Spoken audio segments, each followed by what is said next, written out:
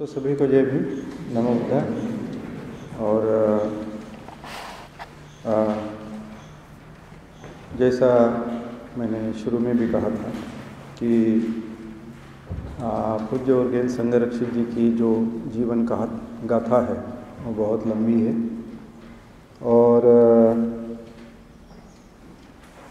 कल जो मेरे पास वॉल्यूम था वो जन्म से लेकर कालिम्पोंग पहुंचने तक था।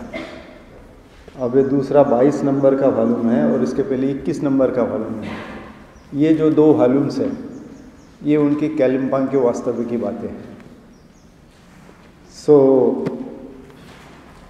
हर चैप्टर अपने आप में बड़ा एक रोचक इतिहास बताता है।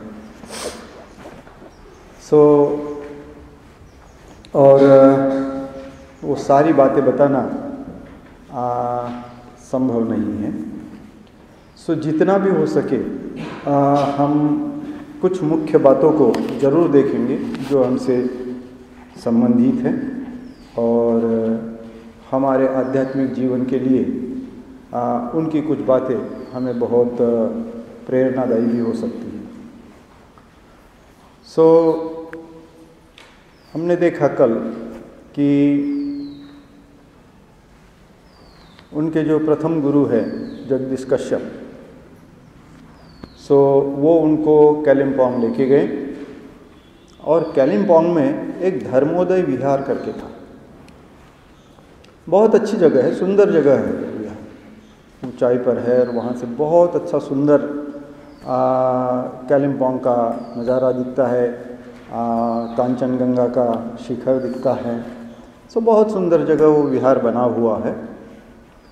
उस जगह पर लेके गए और उस जगह पर संघरक्षित जी को कहा और वहाँ जाकर उन्होंने कहा कि आप यहाँ रहिए और बुद्ध धम्म के भलाई के लिए कार्य कीजिए। Stay here and work for the good of Buddhism. और यहाँ के नेवार लोग जो है, जो नेपाल से संबंधित रखते हैं, नेपाल के लोग हैं जिनको एक नेवार नाम की जाति है वहाँ की। तो ये जो नेवार लोग हैं, ये नेवार लोग आपकी देखभाल करेंगे। और नेवार बुद्धिस्ट थे, नेपाल में थे लेकिन नेपाली बुद्धिस्ट है वो। ये बुद्धिस्ट लोग आपकी देखभाल करेंगे, आपको भिक्षा देंगे। और उनको अकेला छोड़कर वो जीप में बैठकर निकल गए। और कल हमने ये देखा कि जब वो अकेले थे तब उनको ही सब कुछ करना था कि अभी मुझे आगे का जीवन कैसा बढ़ाना है। और मेरे गुरु ने जो मुझे कहा है कि यहाँ रहिए और बौद्ध धर्म के भलाई के लिए काम कीजिए। बौद्ध धर्म का काहे में भला है और किस तरह से मैं बौद्ध धर्म के भलाई के लिए कार्य कर सकूं, इसके बारे में फिर उन्होंने सोचना शुरू किया। और उसी के परिणाम स्वरूप उन्होंने यंग मेंस बुद्धिस्ट एसोसिएशन ये संस्था स्थापन की। उसी के फलस्वरूप उन्होंने स्टेपिंग स्टोन ये पत्रिका शुरू की, जिसमें नेपाली, तिब्बती, भूटानी इन लोगों के सांस्कृतिक मूल्यों को लेकर बौद्ध तरह तरह की उनकी अलग अलग बातें हैं, उनको लेकर वो पत्रिकाएं चलाते थे। और उसके माध्यम से वो पत्रिका धीरे धीरे केवल उसी क्षेत्र तक नहीं तो पूरे भारत में उसका सर्कुलेशन होने लगा। पूरे भारत में ही नहीं, पूज्य उर्गेन संघरक्षित जिनके भी वहाँ कांटेक्ट थे उनको भी वो भेजा करते थे। तो इस तरह से उन्होंने स्टेपिंग स्टोन माध्यम से मैं यह क्या कर रहा हूँ, बौद्धों के भलाई के लिए कैसा काम कर रहा हूँ, ये उस माध्यम से भी संसार के लिए उजागर कर रहे थे। और ये भी YMBA young mains Buddhist association इस एक संस्था के माध्यम से बौद्ध धर्म के लिए कार्य करना उन्होंने शुरू किया। उसी दरमियान जैसा हमने कल देखा कि वो जब महाबोधि सोसाइटी में थे, वहाँ वसतिगृह में थे, तो वो जो रविंद्रनाथ था, रविंद्र कुमार जो था, रविंद्र कुमार बैनर्जी, जो अंत में बुद्ध रक्षित बने, सो वो बुद्ध रक्षित जो है वह वार्डन का काम करते थे, और डेनिस जो है, पूज्य संघ रक्षित जो है, वो वार्डन का काम नहीं करते थे। वो केवल बैनर्जी के साथ रहते थे उस हॉस्टल में, और जहाँ तक हो सके उनको मदद करते थे। लेकिन उनका मुख्य काम था, क्योंकि हमने देखा कि उनकी अंग्रेजी भाषा अच्छी थी, बहुत कुछ पढ़ा था, अंग्रेजी लिटरेचर उनको अच्छा था, कविताएं पढ़ना, नॉवेल्स पढ़ना, और नामांकित जो जिसको हम क्लासिक लिटरेचर कहते हैं, जिसको वाङ्मय कहा जाता है, साहित्य कहा जाता है, इस तरह से वो इंग्लिश लिटरेचर में बहुत पारंगत थे। तो महाबोधि सोसाइटी ने उनको ये काम सौंपा था कि जो ये महाबोधि पत्रिका निकलती है, जिसका सारे संसार में सर्कुलेशन है, तो इस महाबोधि पत्रिका का आप प्रूफ रीडिंग कीजिए, कहीं कोई गलतियां ना हो, अंग्रेजी सही हो, वाक्य रचना सही हो, स्पेलिंग सही हो, इस तरह से उनको वो काम सौंपा गया था।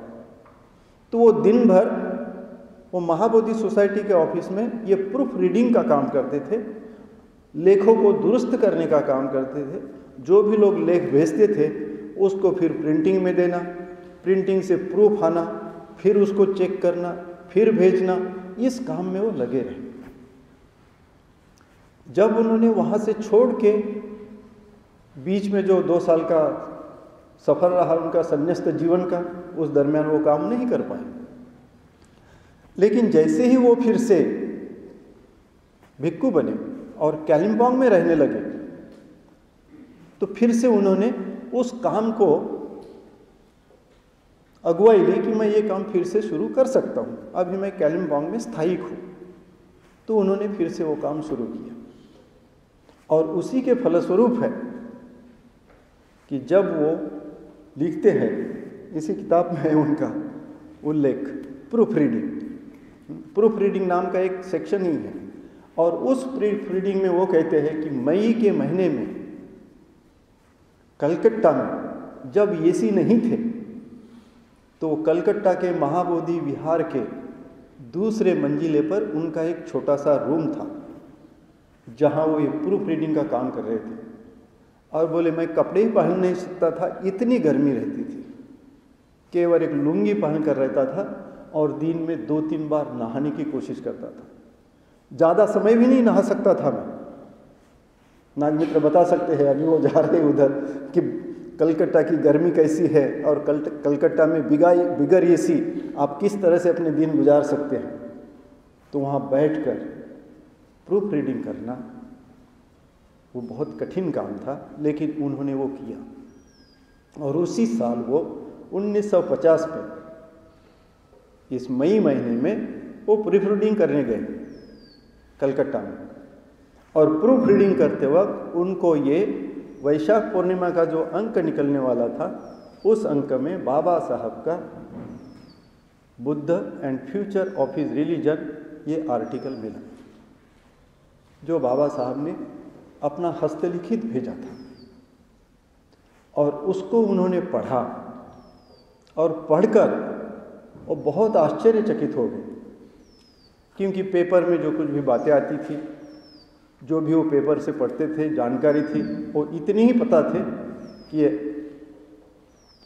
कांग्रेस के विरोधक है, ये अछूत समाज के नेता हैं, और इन्होंने घटना लिखी है।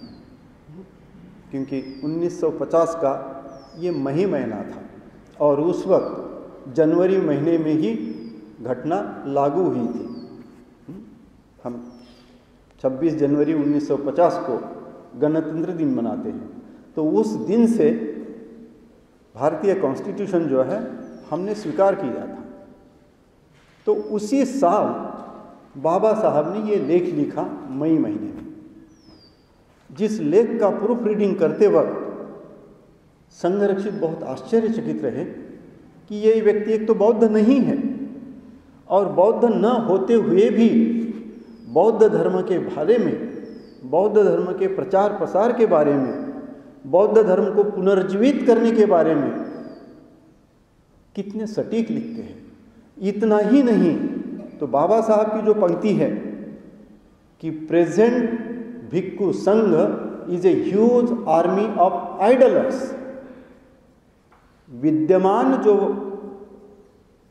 भिक्खु संघ है ये आलसियों की भारी फौज है, बहुत बड़ी फौज है आलसी लोगों की। इस तरह से विद्यमान भिक्खु संघ पर बाबा साहब ने उस लेख में टीका की है। Huge army of idlers, the present Bhikkhu Sangha is a huge army of idlers. कुछ काम का नहीं आज का भिक्खु संघ, और संघ रक्षित तो स्वयं भिक्खु थे। फिर भी उनको ये आश्चर्य लगा कि जो नहीं है, जो अभी बौद्ध भी नहीं बना है, वो बौद्ध धर्म को किस तरह से देखता है। और जो बाबा साहब ने उस लेख में लिखे कि हमें नया धम्म सेवक चाहिए, हमें नए धम्म प्रचारक चाहिए, और वो नए धम्म प्रचारक कैसे होने चाहिए वो भी उन्होंने उसमें जिक्र किया है। तो ये पढ़कर संघ रक्षित बहुत चकित भी हो गए, प्रभावित भी हो गए, और उन्होंने एक सराहनीय प्रशंसात्मक बाबा साहब को चिट्ठी लिखी, जो कल हमने देखा। 3 पन्ने का वो पत्र है, हम बाद में देख सकते हैं वो तीनों पन्ने यहाँ है। उसमें कल एक ही दिखा था, लेकिन जब रात को मैंने फिर से देखा और क्लिक किया तो वहाँ तीनों पन्ने आते हैं कि बाबा साहब ने असल में संघ रक्षित को क्या जवाब दिया। और उनको कहा कि आप केवल अपनी कुटी में बैठकर मत रहिए, आप जो कर रहे हैं YMBA आप चला रहे हैं, बहुत अच्छी बात है, स्टेपिंग स्टोन चला रहे हैं, बहुत अच्छी बात है, लेकिन इससे भी ज़्यादा बहुत कुछ करने की ज़रूरत है, और आप लोगों ने आगे आकर ये करना चाहिए। तो इस तरह से बाबा साहब का और उनका ये पहला संपर्क रहा। एक दूसरे को देखे नहीं, लेकिन एक दूसरे की चिट्ठी के माध्यम से, पत्र के माध्यम से एक दूसरे के संपर्क में आए, और ये भी देखने को मिला कि दोनों के विचार कितने मिलते जुलते हैं। संघ रक्षित जी के स्वयं के विचार और बाबा साहब के विचार आधुनिक बौद्ध धर्म को लेकर कितने मिलते जुलते हैं। और उसके पश्चात फिर संघ रक्षित अपने काम में लग गए। वो पत्र व्यवहार वही रहा, लेकिन उनके दिमाग में रहा कि ये है। और उसके पश्चात जस्ट उसी साल नवंबर 50 से जब उनको उनकी दीक्षा होने जा रही थी, उपसंपदा होने जा रही थी, नवंबर 1950 में वो पूरी तरह से भिक्खु बने। और भिक्खु बनने के लिए वो सारनाथ आए कालिम्पोंग से। तो जिस धर्मोदय विहार में उनको रखा गया था,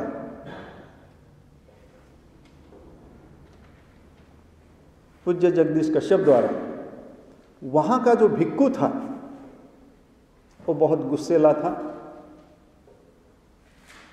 और इनकी जो तारीफ होती थी संघ रक्षित की वहां, वो उसको सहन नहीं होती थी। तो इनका जो 10-12 दिन का जो गैर हाजिरी रही, उस गैर हाजिरी में इनका जो YMBA का काम संभालने वाला व्यक्ति था, उसको कहा कि यहाँ ये काम नहीं करने का, यहाँ कोई YMBA नहीं है, ये कोई तुम्हारी जगह नहीं है, ये स्टेपिंग स्टोन नहीं चलाना है यहाँ से, इसका पता नहीं चाहिए। और उन्होंने कहा कि नहीं, ये पूरा काम बंद कर दो। तो उस भिक्खु ने पूज्य उर्गेन संघ रक्षित का जो काम था वो बंद कर दिया। और जब वे वापस लौटे भिक्खु होने के पश्चात, तो उनको उस भिक्खु ने कहा कि आपको यदि यहाँ रहना है तो आप जिस रूम में रह रहे हो उसका 100 रुपये प्रति महीना किराया देना पड़ेगा, जो इनके लिए असंभव सी बात थी। तो फिर उन्होंने उनको निकाल दिया कि आप किराया नहीं दे सकते, आप यहाँ से चले जाइए। तो लगभग मई 49 के बाद एक 7-8 महीने ही वहाँ रहे होंगे, और उसके बाद उनको वहाँ से निकाल दिया। दूसरी जगह जब ये रहने गए तो वहाँ फिर आनंद कौशल्यायन जी आए धर्मोदय विहार में, वहाँ रहते थे और वो संघरक्षित को हर दिन मिलने को लिए आते थे और वहाँ से लगभग 10-12 मील तक वो पैदल चलते थे और बातें करते थे। सो ये हर दिन का था कि दोनों की बातें। और उस वक्त आनंद कौशल्यायन जी ये जो कौन से था, राष्ट्रभाषा प्रचार समिति, इसके वो सेक्रेटरी थे। तो इस तरह से वो उनसे अच्छे परिचित हुए, एक दूसरे से विचारों से परिचित हुए, एक दूसरे की दोस्ती के तौर पर देखने लगे और इस तरह से आनंद कौशल्यायन जी का ये दूसरा संपर्क रहा। धर्मोदय विहार जो है ये भिक्षुओं के लिए वो था और वहाँ से फिर आनंद कौशल्यायन जी आसाम गए हिंदी पढ़ाने के लिए, उनके जो कुछ भी 2-3 सहायक थे उनके साथ। तो आनंद कौशल्यायन जी का इस तरह से संपर्क रहा और भारत में उस वक्त 3 प्रमुख भिक्षु थे, एक राहुल सांकृत्यायन, दूसरे जगदीश कश्यप और तीसरे आनंद कौशल्यायन। और इन तीनों भिक्षुओं ने मिलकर हम संपूर्ण पाली त्रिपिटक हिंदी में ट्रांसलेट करने का दृढ़ निश्चय किया था और उस आधार पर सारा सुक्त पिटक का ट्रांसलेशन करने का काम राहुल सांकृत्यायन जी ने और जगदीश कश्यप जी ने स्वीकारा और जातक और अन्य कुछ ग्रंथों का काम जो है वो आनंद कौशल्यायन जी ने स्वीकारा। और इस तरह से पूरा पाली त्रिपिटक जो है वो हिंदी में ट्रांसलेट करने का इन तीनों ने काम पूरा किया। तो इनमें से राहुल सांकृत्यायन जी का तो कोई जिक्र मेरे पढ़ने में नहीं आया, लेकिन आनंद कौशल्यायन और जगदीश कश्यप तो उनके गुरु ही थे। इन दो उस वक्त के भारतीय प्रमुख भिक्षुओं के साथ पूज्य उर्गेन संघरक्षित जी के काफ़ी घनिष्ठ संबंध थे। एक तो गुरु ही थे और दूसरे मित्र बने थे। उसके पश्चात जो है हम अब अन्य बातों के बजाय जब बाबा साहब का जिक्र हुआ तो हम बाबा साहब के तरफ ही आते हैं। पूज्य उर्गेन संघरक्षित वहाँ रहते वक्त और महाबोधि सोसाइटी के साथ अपने जो संबंध है फिर से पुनरुज्जीवित करते वक्त, वो कोई महाबोधि सोसाइटी के सदस्य नहीं रहे, लेकिन यह साहित्यिक तौर पर, पत्रिका के तौर पर जितनी मदद करना हो उतनी मदद वो करना चाहते थे। उसी वक्त नागपुर में एक व्यक्ति थे जिनका नाम था आरा कुलकर्णी। मुझे उनका पूरा नाम याद नहीं है, ये आर कुलकर्णी कहते थे या आरा कुलकर्णी कहते थे। उनकी एक अलग स्टोरी है। वो 1944 या 1942 में इस किताब में लिखा है बुद्धिज़्म एंड द नागपुर बार, मतलब बौद्ध धर्म और नागपुर का वकीलों का समूह। नागपुर बार का मतलब बार काउंसिल उसको कहा जाता है जिसमें सारे वकील सदस्य होते हैं, तो बार काउंसिल जो कामकाज देखते हैं। इस नागपुर में जो वकील थे उसका ही एक ये आर कुलकर्णी वकील था। अब वो ब्राह्मण था, नाम से ही पता चलता है, कुलकर्णी तो किसी दूसरे नाम में है नहीं, किसी दूसरी जाति में है नहीं। वो ब्राह्मण थे और एडवोकेट थे। तो यह जो थे, यह नागपुर में एक केस लड़ रहे थे कि यहाँ का जो तेलंगखेड़ी का हनुमान मंदिर है, उस हनुमान मंदिर में एक वैष्णव और एक शैवायत, ऐसे दो कुछ महंतों के बीच में झगड़ा हो गया। और वो कहने लगा कि ये जो मंदिर है शायद शिव मंदिर था, ऐसा कुछ तो पता नहीं, डिटेल में पढ़ने के बाद में बता दूंगा शाम को। तो वहाँ उनका झगड़ा हुआ, तो एक पार्टी की वजह से आरा कुलकर्णी वो केस लड़ने लगे और उस केस में सामने वाले ने दलील दिया कि ये अलग है और ये अलग है, और वैष्णवाइट का शैवाइट से कोई संबंध नहीं है। दोनों हिंदू, वैष्णवाइट मतलब विष्णु वाले और शैवाइट मतलब शिव वाले।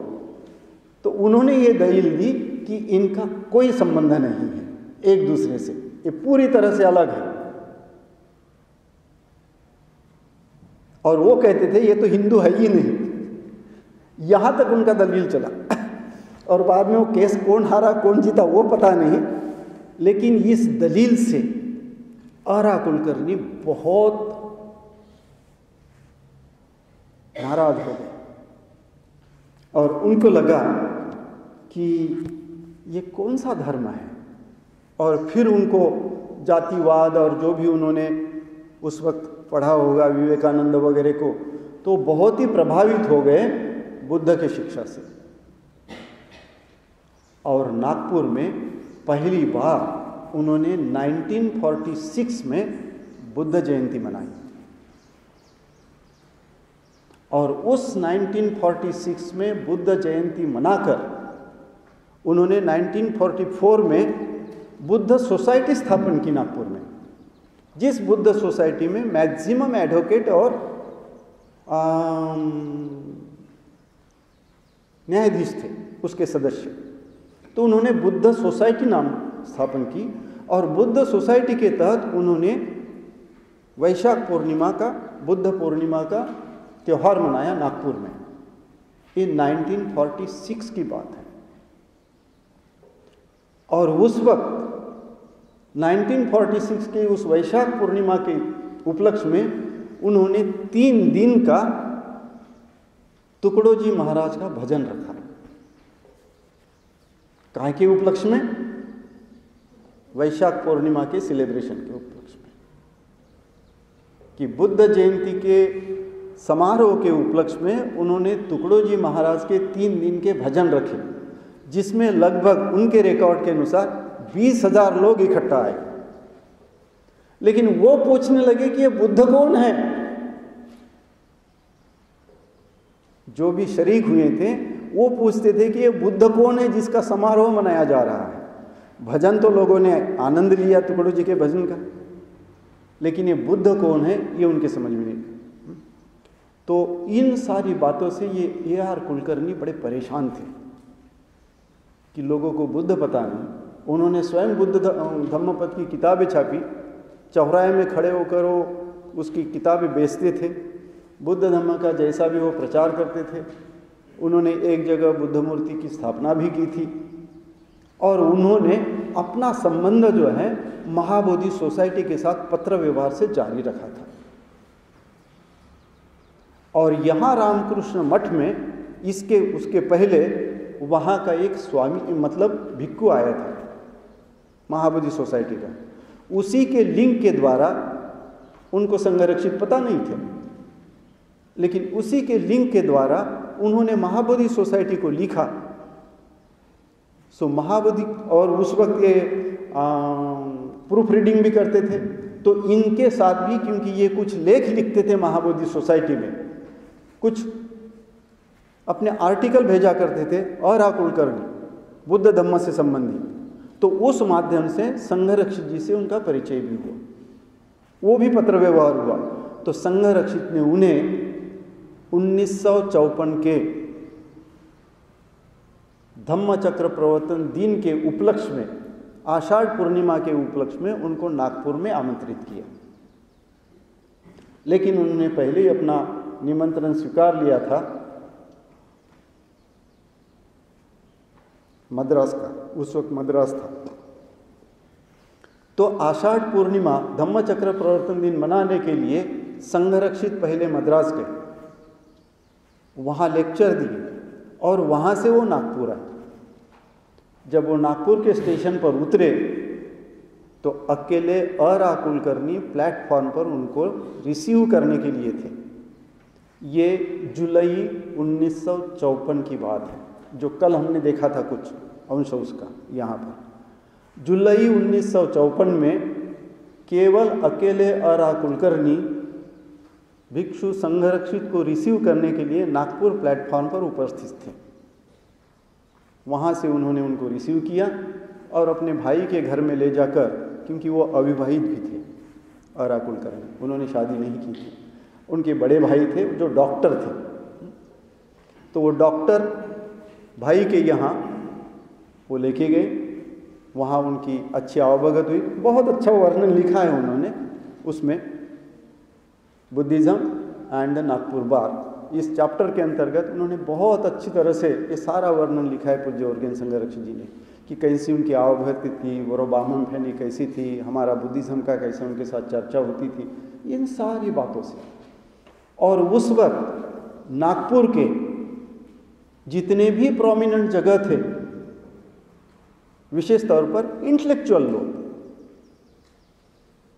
तो उन सारी जगह पर संघरक्षक जी के लेक्चर्स हुए। फिर वो रामकृष्ण मठ हो, फिर वो साइंस कॉलेज हो, हिस्लॉप कॉलेज हो, वो फिर इंस्टीट्यूट ऑफ साइंस हो, फिलॉसफी डिपार्टमेंट हो, इन सारे जगह पर संघरक्षक जी के आरा कुलकर्णी ने लेक्चर रखे। धंतोली में भी लेक्चर हुआ, ये कोई रुक्मिणी मंदिर है या ऐसा कुछ तो भी है, वहाँ भी उनका लेक्चर हुआ, और एक बुद्ध मूर्ति की उन्होंने स्थापना भी की। और उस वक्त AR कुलकर्णी यहाँ के जो बाबा साहब के शेड्यूल कास्ट फेडरेशन के लोग थे उनके संपर्क में थे, तो कुछ शेड्यूल कास्ट लोग भी उस कार्यक्रम में हाजिर थे। तो उस माध्यम से बहुत अल्प सा संबंध उनका बाबा साहब के अनुयायी से, नागपुर के बाबा साहब के अनुयायी से उस वक्त आया था। तो इस तरह से नागपुर से वो जुलाई 1954 में आरा कुलकर्णी के माध्यम से अच्छी तरह से परिचित हो गए। और इसके पश्चात वो बहुत भूरी भूरी प्रशंसा करते हैं यहाँ पर, और उस प्रशंसा के तौर पर मैं कुछ थोड़ा सा ही आपको पढ़कर सुनाता हूँ, कितनी सुंदर उसकी प्रशंसा की है ये आरा कुलकर्णी ने।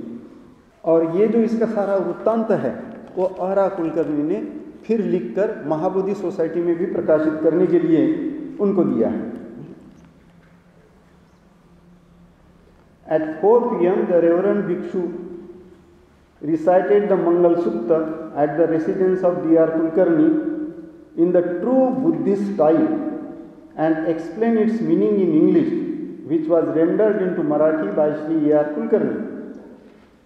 This was a sort of private informal function attended by members of Dr. Kulkarni family and his personal friends, Rao Bahadur, Mohin and M.Y. Kohli and others. So ये जो है इस तरह से in fact many institutions in Nagpur wanted to arrange the lecture of the learned Bhikkhu, but they were disappointed as Bhikshu had no time. The Reverend Bhikshu left Nagpur by Calcutta Mail on July 26. So ये जो भी इन्होंने lecture दिए उससे वो नागपुर के एक विद्वत जन में, इंटेलेक्चुअल लोगों के बीच में इतने प्रसिद्ध हो गए कि फिर लोग अलग अलग लेक्चर भी उनके रखने के लिए उत्सुक हो गए, लेकिन उनके पास समय नहीं था, ये उनका कहना था। तो वो फिर 26 जुलाई को यहाँ से चले गए। तो ये आषाढ़ पूर्णिमा का जो था ये था। इसका दूसरा पक्ष है कि AR कुलकर्णी से जो प्रभावित, AR कुलकर्णी जो प्रभावित हुए पूज्य उर्गेन संघरक्षित से, उसका परिणाम क्या हुआ। ये 54 की बात है। बाबा साहब ने 56 में दीक्षा ली, और बाबा साहब ने 56 में दीक्षा लेने के बाद आपने कल चित्र देखा होगा कि जब वो 5 दिसंबर को नागपुर में पहुंचे, तो नागपुर में पहुंचने के पहले वो बंबई में थे, वो डॉक्टर मेहता के पास, जो गांधी जी के फिजिशियन थे, और उन्होंने कहा था कि आप मेडिटेशन शिविर के लिए मेरे साथ चलिए, आप वापस जाना थोड़ा सा पोस्टपोन कर दीजिए। वो बहुत उनको कन्विंस कर रहे थे, लेकिन इनका मन एक तरफ उधर भी जाने को था और वापस भी जाने को था। लेकिन पता नहीं, वो ये लिखते हैं पूज्य उर्गेन संघरक्षित कि पता नहीं मेरा इंक्लिनेशन दोनों तरफ था, लेकिन ज़्यादा इंक्लिनेशन ये था कि मैं वापस जाऊँ। और जब वो नागपुर पहुँचे तो उनको लगा पता नहीं ये कौन सा इंट्यूशन है जिसके कारण मैं नागपुर आया। और उस दिन लोगों के कहने के अनुसार मैंने नागपुर के लोगों को बुद्धिज्म से मतलब उनको ढाढ़स दिया और बुद्धिज्म को बचाया, ऐसे कुछ लोगों ने कमेंट किए। जो उन्होंने लिखा है वह ये कि लोग बहुत नाराज हो गए थे, डिप्रेस हो गए थे, दुखी हो गए थे और सूझ नहीं रहा था कि 6 सप्ताह के अंदर ही हम बौद्ध बने और हमारे नेता नहीं हैं, बौद्धों के मार्गदर्शक नहीं हैं। अब हमें बौद्ध धर्म कौन बताएगा, हम किस तरह से बौद्ध धर्म जिएंगे। इस बात को लेकर जो भी लोग थे उनमें ये बातें थी। तो आपने देखा होगा कि जैसे ही वो 5 दिसंबर को नागपुर प्लेटफॉर्म पर रहते तो 1954 में केवल अकेले AR कुलकर्णी उनको रिसीव करने के लिए थे, लेकिन 5 दिसंबर 1956 को उनको रिसीव करने के लिए लगभग 2000 से ज़्यादा लोग प्लेटफॉर्म पर थे। और बाबा साहब का विजय हो, बाबा साहेबांचा विजय असो, संघ रक्षितांचा विजय असो, ये प्लेटफॉर्म पर घोषणाएं दी गई और फिर उनको उस भीड़ में से ले जाकर AR कुलकर्णी ने फिर अपने भाई के यहाँ रखा उनको, कि वो उन्हीं से परिचित थे, उन्हीं थे। और फिर कुछ समय के पश्चात ये भारतीय बौद्ध महासभा के जो लोग थे वो उनको जाकर, और शेड्यूल कास्ट फेडरेशन के जो लोग थे वो उनको जाकर उन्होंने ये जानकारी दी थी। तो इस तरह से फिर बनते यहीं रहे, 4 दिन यहीं रहे और उन्होंने पूरे नागपुर में शोक सभाएं ली, जिस माध्यम से, और उसका ट्रांसलेशन भी AR कुलकर्णी ही करते थे। तो इसलिए उन दोनों की काफ़ी अच्छी दोस्ती हो गई और AR कुलकर्णी इतने प्रभावित रहे संघरक्षित जी से कि उनको लगा कि यही भिक्खु जो है अभी बुद्ध धर्म का अच्छा प्रचार और प्रसार कर सकता है और नागपुर अधिक प्रभावित हो सकता है। तो इस AR कुलकर्णी ने उस वक्त सेशन जज जो पुराणिक थे उनकी आधा एकड़ ज़मीन है अमरावती रोड पर नागपुर यूनिवर्सिटी को लगकर, जो आधा एकड़ ज़मीन उन्होंने धम्म प्रचार और प्रसार के लिए पूज्य उर्गेन संघरक्षित जी को दान दी है, जो आज नागार्जुन ट्रेनिंग इंस्टीट्यूट के नाम से है। बिल्कुल जहां अपना नागपुर यूनिवर्सिटी का कैंपस समाप्त होता है उसके 3 प्लॉट के बाद अपनी वो ज़मीन है जो आधा एकड़ है, आज करोड़ों रुपए की है। बौद्ध धम्म और प्रचार और प्रसार के लिए संघरक्षित और AR कुलकर्णी इनके दोस्ती का ये परिणाम, वह जमीन हमारे पास है बुद्ध धम्म के प्रचार प्रसार के लिए।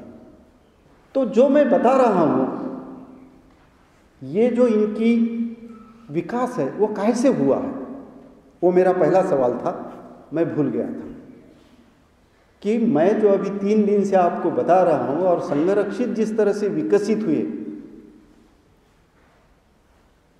उसका कारण क्या है। क्या आप जान सकते हैं कि किस कारण से डेनिस से संघरक्षित बने और इस तरह से वो अपने आप को विकसित कर पाए? क्या कारण हो सकता है? किसी को सोचता है? हाँ? नहीं सोचता? हाँ? बुक्स पढ़े और अलग अलग जगह पे मतलब जाके देखा कि कौन कैसे बुद्धिज्म को कैसे फॉलो कर रहा है। यस। सही गलत को पहचाना। या। निकाला कि ये अच्छा है। वंडरफुल। यही उसका उत्तर है, केवल पढ़ना। बाबा साहब जो महान हुए केवल पढ़कर। जितनी उनकी लाइब्रेरी है उतनी किसी यूनिवर्सिटी में भी उतनी लाइब्रेरी नहीं होती है। इतनी उनकी लाइब्रेरी है,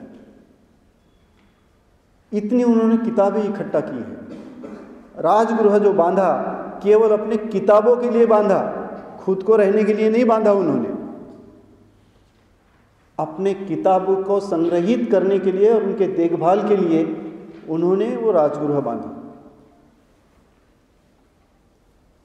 उनका जो लाइब्रेरियन था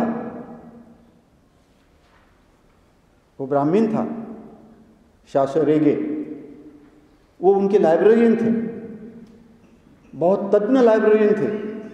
कौन सा भी किताब चाहिए बाबा साहब दिल्ली से बताते थे, ये तुरंत वो किताब को उन तक पहुंचाने की कोशिश करता था। तो उन सारे किताबों को संभालने के लिए ऐसे लाइब्रेरी भी बाबा साहब के पास थे। तो केवल पढ़कर एक श्रेष्ठ व्यक्ति बने बाबा साहब, हम जानते हैं। और उनकी स्वयं की लाइब्रेरी थी, इतनी किताबें थी। सेम बात उस वक्त तो बाबा साहब का पता नहीं था, लेकिन सेम बात जो उनके बचपन में वो किसी भी कारणवश उनको पढ़ने की आदत लगी, उस पढ़ने से उन्होंने भी अपनी एक बहुत बड़ी लाइब्रेरी बनाई अपने घर में, जो ध्वस्त हो गई बचपन में ही, उम्र के 17वें साल तक ही। तो उनकी वो रैक की रैक पूरी तरह से नष्ट हो गई। जो विमान रॉकेट गिरा था उनके मकान पर और पूरा मकान तबाह हो गया था, उसमें सारी किताबें उनकी गड़बड़ा गई। सो यह बात है पढ़ते रहना। लेकिन क्या पढ़ना? उन्होंने क्या पढ़ा? एनसाइक्लोपीडिया, ज्ञान की बातें, चिल्ड्रंस एनसाइक्लोपीडिया, ज्ञान की बातें, मनोरंजन की नहीं, गुनहगारी की कादंबरियां नहीं, अन्य बातें नहीं, जहां ज्ञान है वो पढ़ते रहना। साहित्य है, वाङ्मय है, फिलॉसफी है, इतिहास है, हमारी जो धरोहर है, इंसानियत की जो बातें हैं, उस बातों को पढ़ना जो धर्म के तहत होती है, जो साहित्य के तहत होती है, जो इतिहास के तहत होती है, जो फिलॉसफी के तहत होती है। इन बातों को पढ़ना और इन बातों को समझना। पढ़कर ये समझ सकते हो कि ये मैं पढ़ रहा हूँ ये सही है, या ये पढ़ रहा हूँ ये सही है, हिंदुइज्म सही है या बुद्धिज्म सही है, क्रिश्चियनिटी सही है या इस्लाम सही है। क्योंकि आपको कॉन्ट्रडिक्शन तो मिलेगा। जब आप ऐसे ज्ञान की बातें पढ़ोगे तो आपको कॉन्ट्रडिक्शन मिलेगा, विरोधाभास मिलेगा। जब विरोधाभास मिलेगा तो आपका इंटेलेक्ट भी कार्यरत होगा कि सही क्या है और गलत क्या है। तो आप विश्लेषक भी बनोगे और उस विश्लेषण के बाद आपका विकास होगा। सो यह बात ध्यान में रखिए कि यदि हमारे स्वयं के जीवन को उद्धारित करना है तो हमें पढ़ते रहना चाहिए, पढ़ाई की आदत डालनी चाहिए और ज्ञान की किताबें पढ़ना चाहिए, मनोरंजन की नहीं, रहस्य कथाएं नहीं और अन्य कुछ बकवास नहीं। सो जहाँ से भी ज्ञान अर्जित हो सकता है उन किताबों के साथ हमारी दोस्ती हो और वह किताबें हम पढ़ें जिससे हमारा व्यक्तित्व का विकास हो सके, हम इंसान करके विकसित हो सके, हम श्रेष्ठ बन सके। तो इन बातों को ये सीख है जो भी हम सीख रहे हैं, फिर बाबा साहब हो या संरक्षित हो, जो हमारे आदर्श के तौर पर हमारे पूजा स्थान में है, वो हमारे आदर्श के तौर पर, हम जब आदर्श कहते हैं तो उनको हमने पढ़ना चाहिए, उनसे सीख लेनी चाहिए। और सीख यही है कि पढ़ते रहो, ज्ञान की किताबें पढ़ते रहो, ज्ञान अर्जित करते रहो, अपने व्यक्तित्व को विकसित करते रहो। ये महत्वपूर्ण होता। और इस तरह से संरक्षित ने अपने आप को ये विकसित किया इस किताबों के माध्यम से।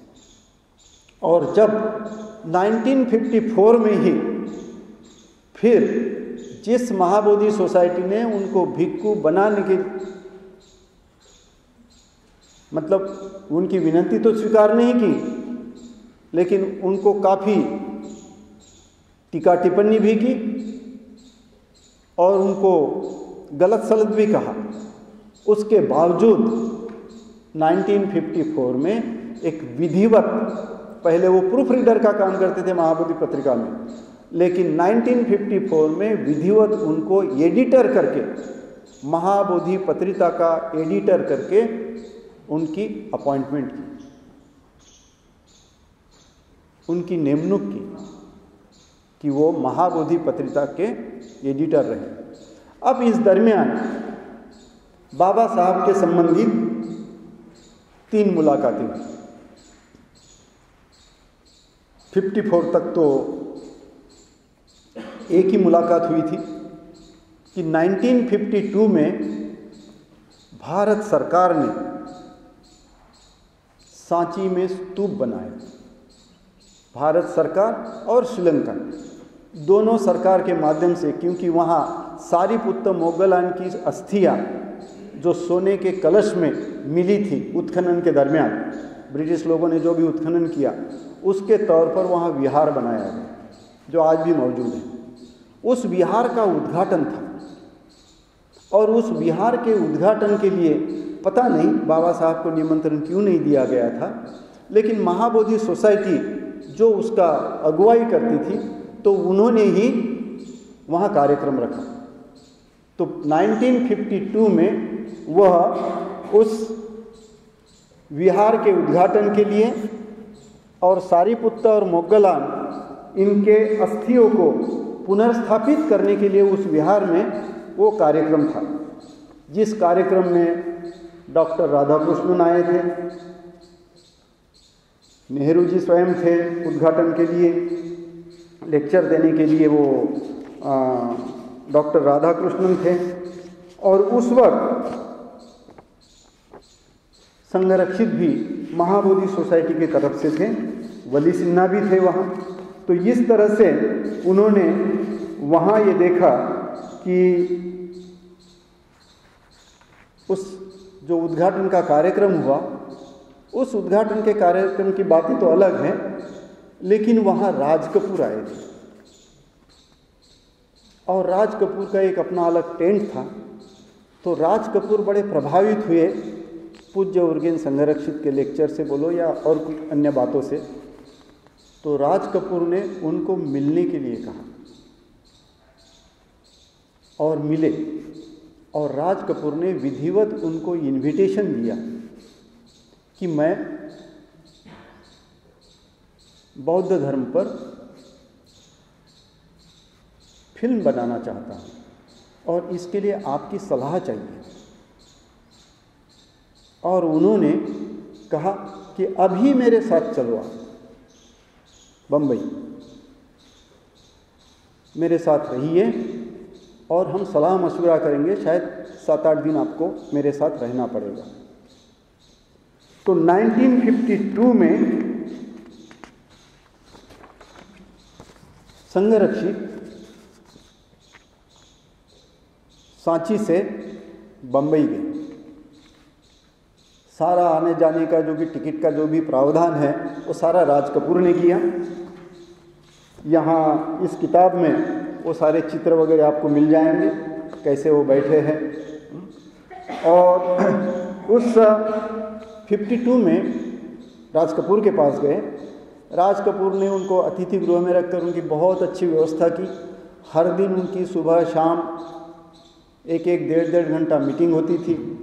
जो पिक्चर निकालना चाहते थे उसका नायक का नाम क्या होगा, बौद्ध धर्म क्या है, किस तरह से, ये सारी बातों को लेकर हर दिन उनकी चर्चा होती थी। किसी नाम को लेकर वो अड़ जाते थे, किसी इसको लेकर उसको लेकर, बहुत सारा ढेर सारा वृत्तांत है, रोचक है, पढ़ने लायक है। तो उन सारी बातों से बाकी कुछ निष्कर्ष निकला नहीं। तो 7 दिन ऐसे ही गए और उसके पश्चात एक दिन इनका हमेशा का देखभाल करने वाला जो एक व्यक्ति था, मुझे अभी याद नहीं है, तो वह जो व्यक्ति है वह व्यक्ति से पूज्य संरक्षित ने कहा कि मैं डॉक्टर आम्बेडकर से मिलना चाहता हूँ। अब उसको भी पता नहीं था कहाँ घर है क्या है। तो पहले टेलीफोन डायरेक्टरी आती थी और टेलीफोन डायरेक्टरी में नाम होते थे और नाम के आगे नंबर होता था। तो उस टेलीफोन डायरेक्टरी से संघरक्षित ने बाबा साहब का नाम ढूंढ लिया और उनका एड्रेस ढूंढ लिया, और फिर बाबा साहब को मिलने के लिए उस एड्रेस पर दादर में वो चले गए राजगुरु में। और फिर बाबा साहब थे उस वक्त वहाँ, उन्होंने जानकारी ली और है तो उनसे मिलने गए। जब मिलने गए तो आपने भी पढ़ा होगा 3 मुलाकातें करके लिखा हुआ है डॉक्टर अंबेडकर एंड बौद्ध धर्म में, जो हमारी किताब है उसमें। तो उन्होंने देखा कि संघरक्षित और इन्होंने कहा कि ये और भिक्खु हैं, तो उनको लगा कि ये महाबोधि से ही है। तो बाबा साहब ने इनको बहुत फटकारा,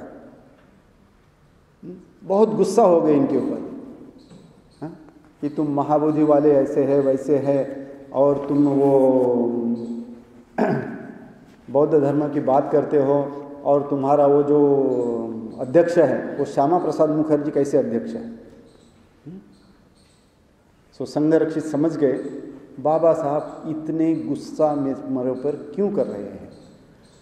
तो संघरक्षित ने बाबा साहब को कहा कि देखिए, मेरा और महाबोधि सोसाइटी का दूर दूर तक संबंध नहीं है। मैं केवल एक साहित्यिक के तौर पर उस पत्रिका का संपादन करता हूँ, उस पत्रिका का प्रूफ रीडिंग करता हूँ, उतना ही मेरा उससे संबंध है।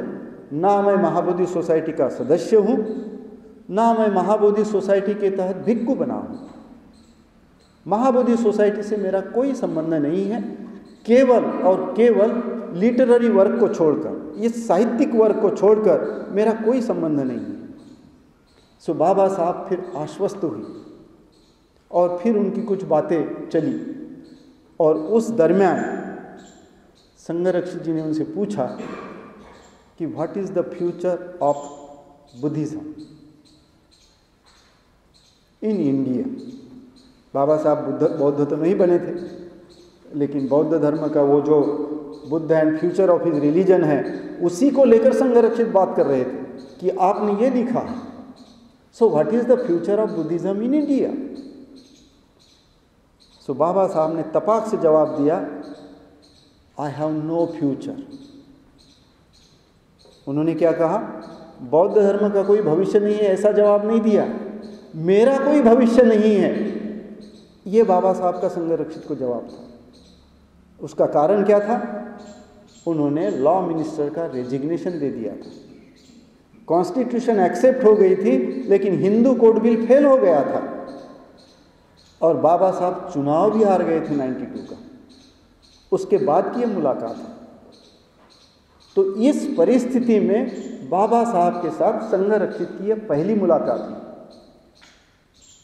लेकिन जब साथ में मिले तो बाबा साहब बहुत गुस्से में थे और बहुत जम से इनको फटकारा, क्योंकि उस वक्त महाबोधि सोसाइटी का अध्यक्ष जो था वो श्यामा प्रसाद मुखर्जी था, और श्यामा प्रसाद मुखर्जी ये हिंदू महासभा का भी अध्यक्ष था और जो महाबोधि सोसाइटी का भी अध्यक्ष था। और यह श्यामा प्रसाद मुखर्जी बाबा साहब के हिंदू कोड बिल का विरोध करने में सबसे अग्रणी था।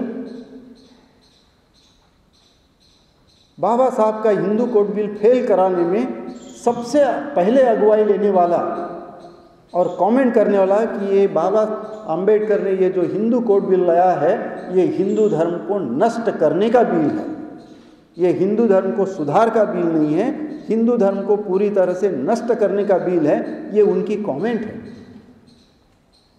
और हिंदू कोड बिल पूरी तरह से फेल हो गया, जिसके परिणाम स्वरूप बाबा साहब ने रिजाइन भी कर लिया और 1952 में वो इलेक्शन हार भी गए।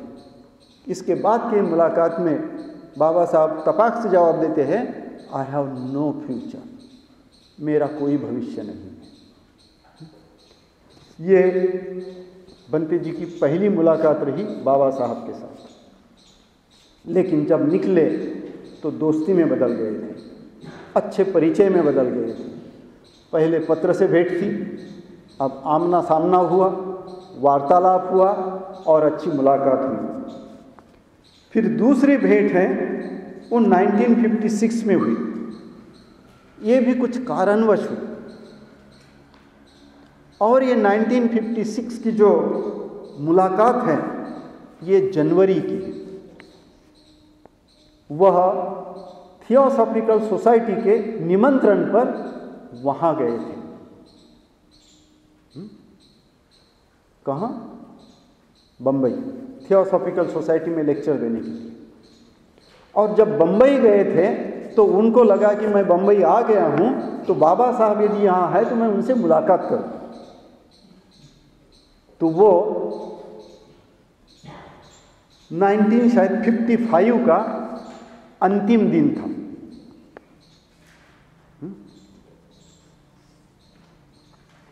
या 29-30 दिसंबर की बात होगी।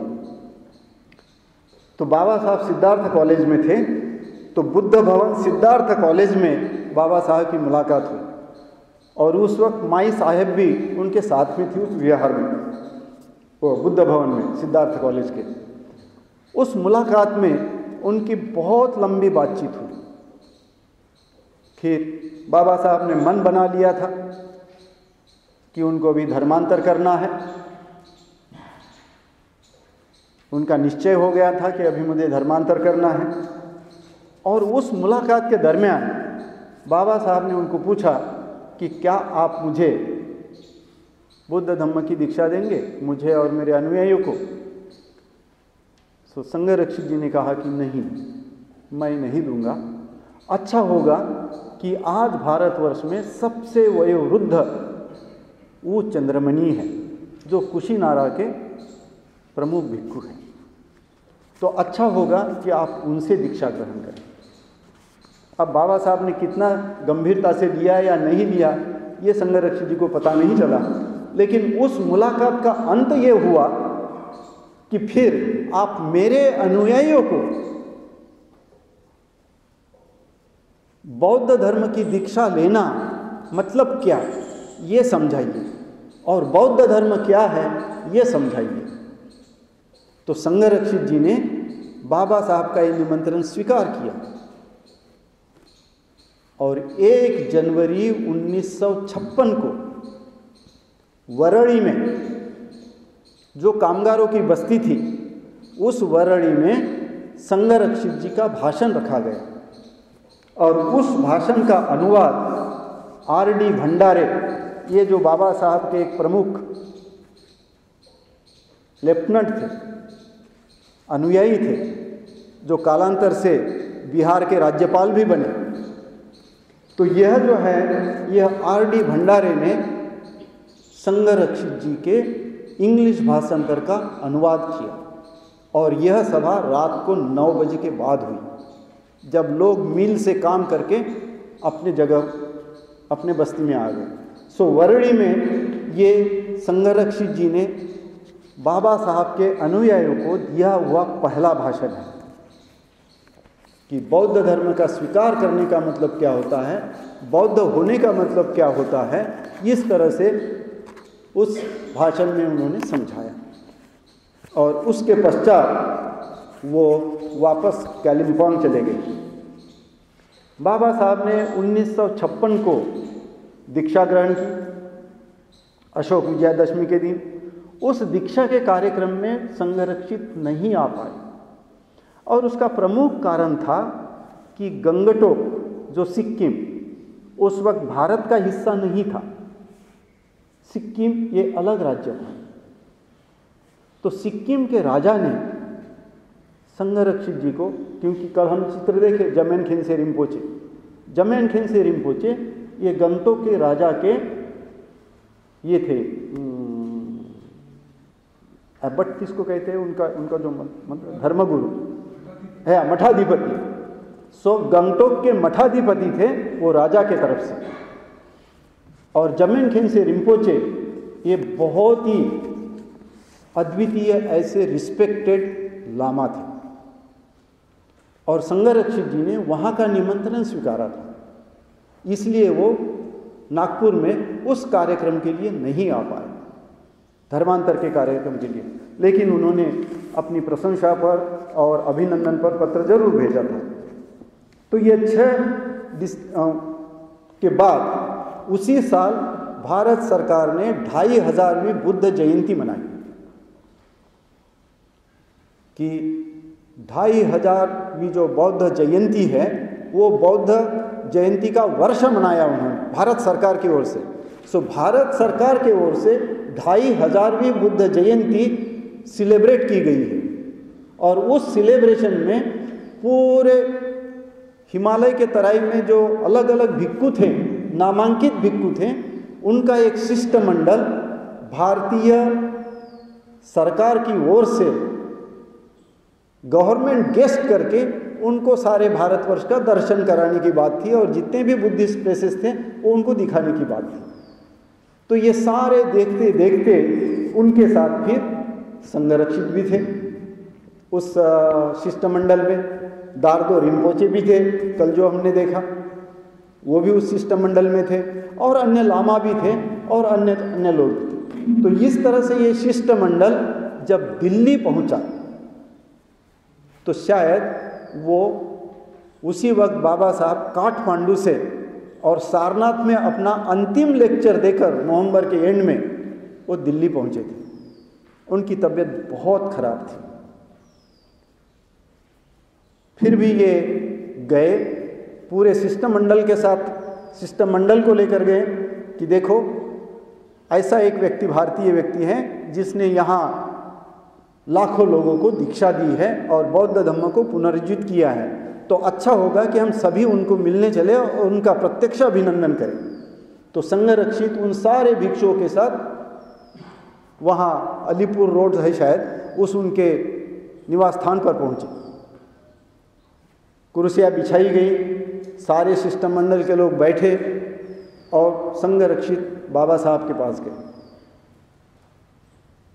माई साहब उनको लेकर आए, बहुत थके हुए थे और उनको लगा कि हार्डली हम केवल आपका अभिनंदन करने आए हैं, हम सारा शिष्टमंडल अभिनंदन करने आए हैं, हम बहुत बहुत अभिनंदन करने आए हैं, इतना बोलने के लिए और प्रत्यक्ष मुलाकात के लिए ही ये लोग गए थे।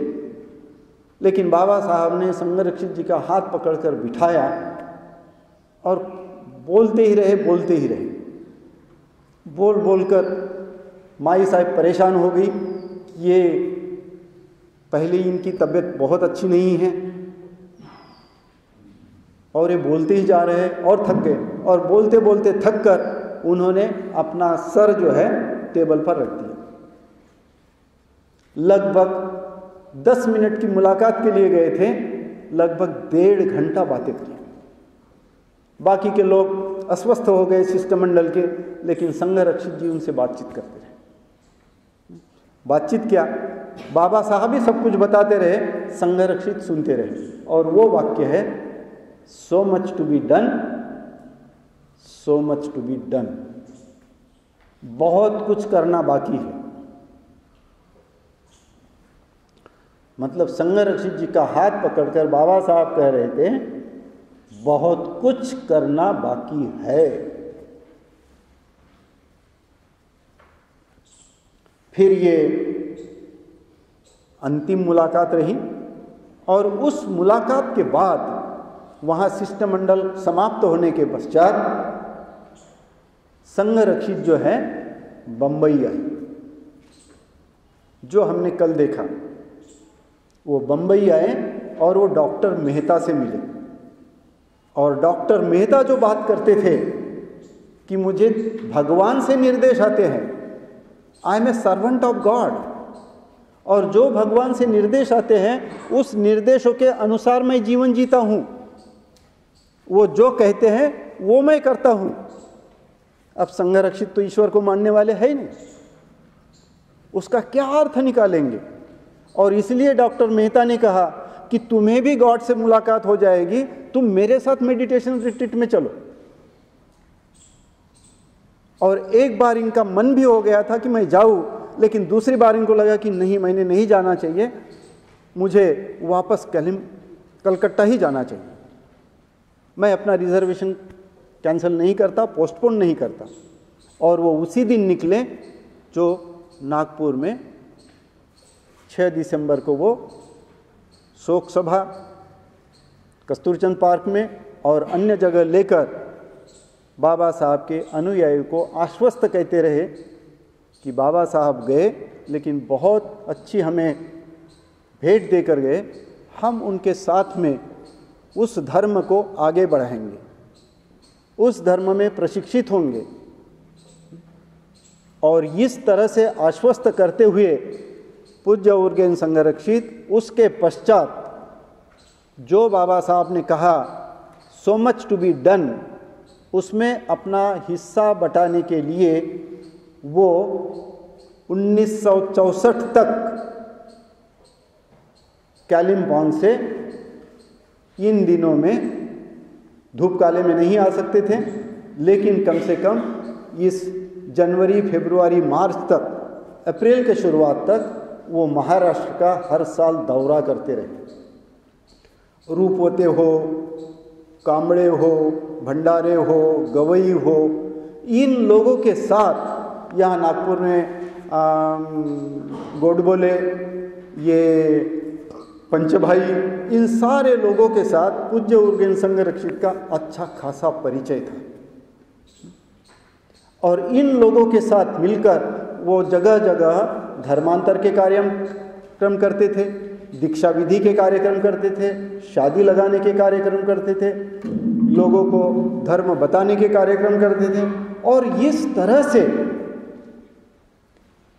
हमारे बाबा साहब के माध्यम से जो हम बौद्ध बने, इन बौद्धों के साथ उन्होंने अपने अच्छे संबंध दृढ़ किए, जिसके परिणाम स्वरूप कल हमने देखा कि महाराष्ट्र में जो धर्मरक्षित और धर्मलोचन, ये पहले जो धम्मचारिणी बने, वो उसी का परिणाम स्वरूप है कि उनके जो संबंध उन्होंने अपने भारतीय इन बाबा साहब के अनुयायियों के साथ दृढ़ किए। रूपवते संघरक्षित जी को बहुत मानते थे, जब भी वो आते थे उनके कार्यक्रम आयोजित करते थे। और वैसे ही अहमदाबाद में भी वो धम्म प्रचार का काम करते थे। पहले तो सर्वधर्म परिषद में गए थे बुद्धिस्ट करके, लेकिन बाबा साहब के अनुयायी के बाद वो उनसे मिलने और वहाँ धम्म प्रचार के लिए जाते थे, जिसके परिणाम स्वरूप वहाँ जो बकुल है, रत्नाकर है, ये उसी के परिणाम स्वरूप धम्मचारी बने हैं।